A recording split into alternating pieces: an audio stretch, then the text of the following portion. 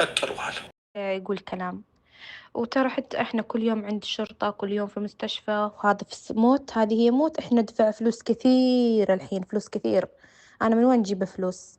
الحين عاد إحنا جبنا فلوس، باقي كم ورقة ويودوها أثيوبيا. إحنا يعني اللي يسمعك يقول قاعدين نتفرج فيها كل يوم، هذا إحنا رايحين جايين رايحين جايين. بلدنا في البلوة هذه، هي انتحرت وإحنا اللي أكلنا وراها، وفوق هذا دفع دفع دفع، يعني خسرتنا مخسر الله لا يعيده. السلام عليكم ورحمة الله وبركاته። እንግዲህ ይችን እህታችንን የሁላችሁ ያለንበት ቦታ ላይ መሞት ብቻ ነው። እኛ እንግዲህ በቃ መሞት ነው። በቃ በየመዳን ቤት ሞተች፣ ወደቀች፣ ታመመች፣ እንደዚህ ነው በቃ ይሁላችሁ። ይቺ ልጅ አሁን እንግዲህ አያችኋት በፎቶ ላይ ሞተች ነው የምትለው አረዋ ማለት ነው። ሁሌም ሐኪም ቤት እንወስዳታለን፣ ሁሌም ሐኪም ቤት እንወስዳታለን። ብዙ ወጪ አወጣን። የኛን ኪሳራ ማን ነው የሚከፍለን? ከሰርን። ልጅቷ ሞተች ነው የምትለው ማለት ነው። እኔ እንደተረዳሁት ያው ለአረበኛ ብዙም አይደለሁም፣ የምትረዱ ያው ትረዳላችሁ አረበኛ የምትችሉ። ፖሊስም ጋር ሄድን፣ ማን ነው የሚሰጠን? አሁን ደግሞ አስክሬኗን እነሱ ብር ከፍለው ይውሰዷት ነው የምትለው ማለት ነው። እኛ ከስረናል፣ ማን ነው የከሰርነውን የሚሰጠን እያለች ነው። ካላህ ውለታችሁን ታገኛላችሁ። እንግዲህ መልካም ነገር የሚሰራ ሰው ውለታውን ካላህ ነው የሚቀበለው፣ መልካምነቱን። በጣም ነው የሚያሳዝነው ወላሂ።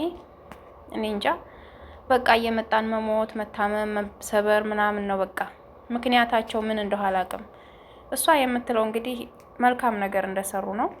ሐኪም ቤት ወሰድን፣ አመጣናት፣ ወሰድናት፣ አመጣናትም ሐኪም ቤት ነው ሁሌ ምን እያለች ነው እንግዲህ።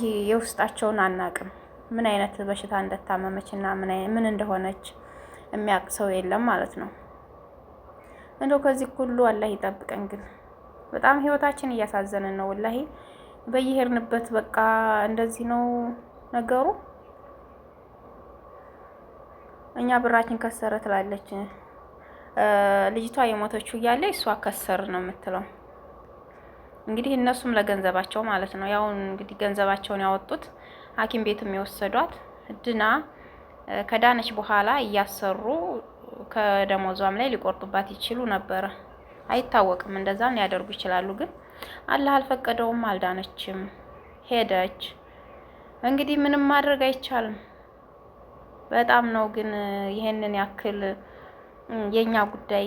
የሰው ልጅ ሰርቼ ያልፍልኛል እለወጣለሁና ጥሩ ህይወት እኖራለሁ ብሎ ስደትን መርጠን እየመጣን ነው።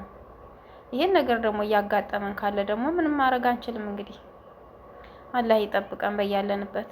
በተቻለ መጠን ግን እህቶች ራሳችሁን ጠብቁ። ራሳችሁን የምትጠብቁት በምንድን ነው?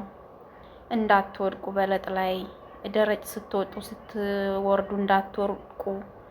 ጫማ ሊያዳልጥ ይችላል። ይሄ በለጡ ማለት ነው፣ ያዳልጣችኋል። መሰላል ላይ አትውጡ። እኔ ራሴን ያዞረኛል በሏቸው። ግዴታ አይደለም መሰላል ላይ ወጥቶ ማጽዳት። እኔ ያዞረኛል ወርቃለሁ ካላቸው እነሱ ሌላ ሰው አንጥተው ያጸዳሉ ማለት ነው። ብዙም አትዳፈሩ። ምግብ ብሉ፣ ቁርስ በተለይ ብሉ። ሰዓታችሁን አክብራችሁ በላይ ያደረጋችኋችሁን ጥጥት በቃ እነሱ ሲሰጧችሁ መድኃኒት ነገር በግምት ሐኪም ያላዘዘላችሁ መድኃኒት አትጠቀሙ። ገባችሁ? ምግባችሁን ብሉ። ሽንት ቤት ሆናችሁ አታሰላስሉ። ሽንት ቤት ስታጥቡ ገብታችሁ ሽንት ቤት ውስጥ አታልቅሱ፣ አትዝፈኑ፣ አታንጎራጉሩ። በቃ የሆነ ነገር ውስጣችሁ ሽንት ቤት ውስጥ ገብቶ ውስጣችሁ ሀዘን ወይም የሆነ ነገር በቃ አትሁኑ። ሽንት ቤታችሁን አጠባጠባ አድርጋችሁ ከሽንት ቤቱ ልቅ በሉ። እኔ እፈራለሁ ሽንት ቤት መቆየት ሲጀመር። አጠባጠባ አድርጌ ነው የማወጣው ቶሎ ብዬ፣ በጣም ያስፈራኛል። እና አጥብ አድርጋችሁ ውጥት በሉ። እዛ ውስጥ ሆናችሁ ስልክ የምታወሩ አላችሁ፣ ብዙ ነገር አለ። ስለዚህ ራሳችሁን ጠብቁ። በቃ እንቅልፍ ተኙ። እንቅልፍ ደግሞ በሽታ ነው። እንቅልፋችሁን በሰዓቱ ተኙ። እንደ እንቅልፍ ደግሞ በሽታ ነገር የለም። ራስ ያዞራል፣ ትወርቃላችሁ። በዚያ ላይ የመዳም ስጋት አለ። ስራው ቀረ ስትሉ ወዲያ ወዲህ ስትሉ አዙራችሁ ውድቅ ትላላችሁ። አደጋ ላይ እንወርቃለን። ስለዚህ እንቅልፍ ተኙ፣ ምግብ ብሉ፣ መድኃኒት አትጠቀሙ። እነሱ የሚሰጧችሁ ምንም አይነት በግምት ይሰጧችሁ አትጠቀሙ። ፓናዶል ራሱ አትጠቀሙ። ሐኪም ቤት ውሰዱ ይበሉ። እናንተ ህጋዊ ናችሁ። ሐኪም ቤት ውሰዱ ይበሏት። ስለዚህ እራሳችሁን ጠብቁ እስኪ በተቻለ ካላህ በታች።